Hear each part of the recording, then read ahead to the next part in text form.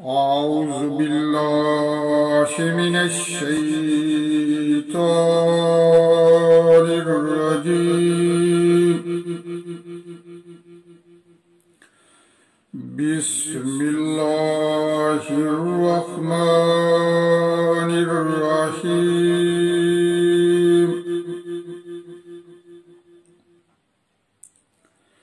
يوصيكم الله في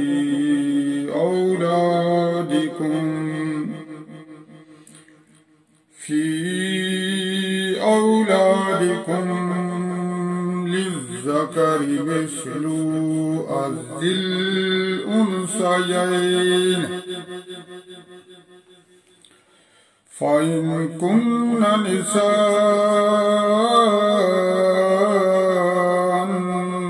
فوق اثنتين فلهن ثلثا ما ترك،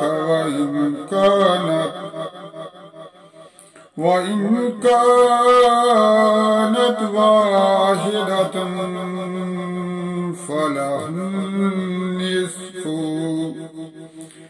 فلها النصف ولأبويه لكل واحد منهم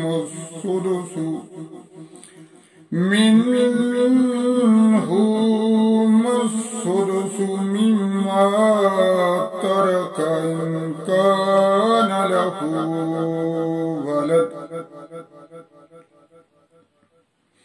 وإن لم يكن له ولد وورثه أبواه فلأمه الثلث،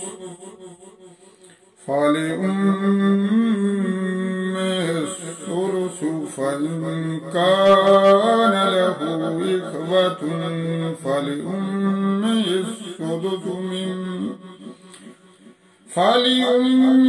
السدس من بعد وصية يوصي بها أو دين. آباؤكم وأبناؤكم لتدرون أيهم أقرب لكم نفعا،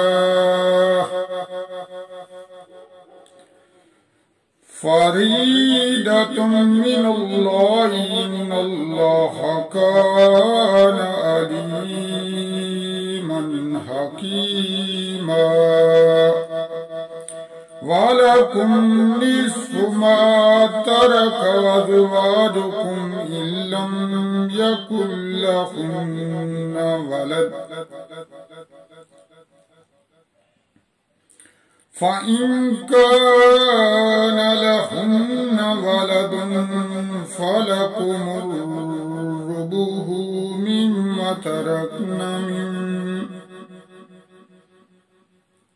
مما تركن من بعد وصية يوصين بها أو دين.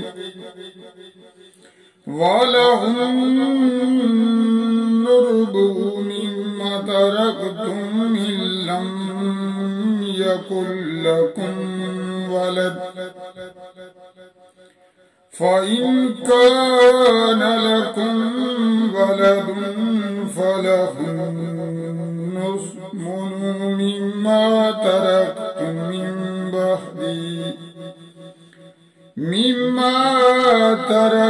من بعد وصية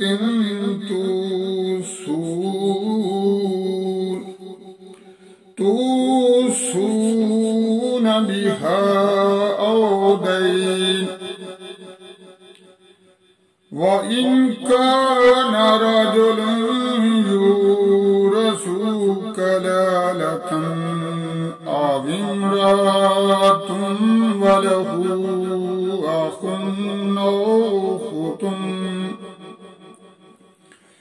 أو أخت فلكل واحد منهم السدس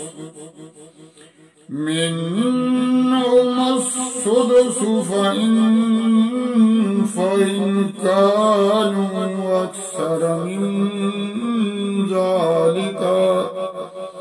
من ذلك فهم شركاء في الثلث من بعد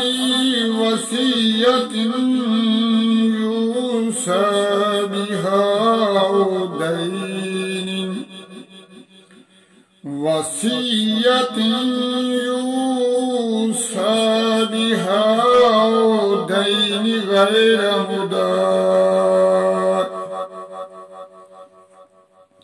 غير مضار وصية من الله والله عليم حليم.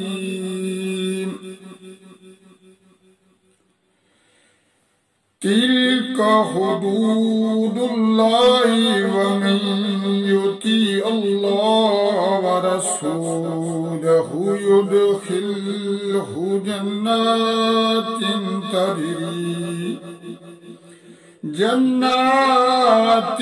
تجري من تحتها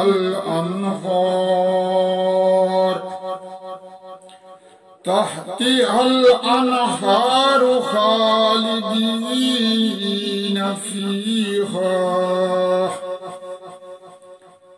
وذلك الفوز العظيم. ومن يعص الله ورسوله ويتعد حدوده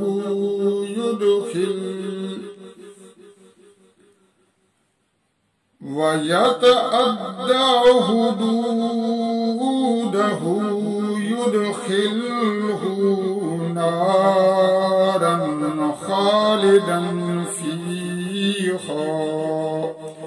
خالدا فيها وله عذاب مهين. صدق الله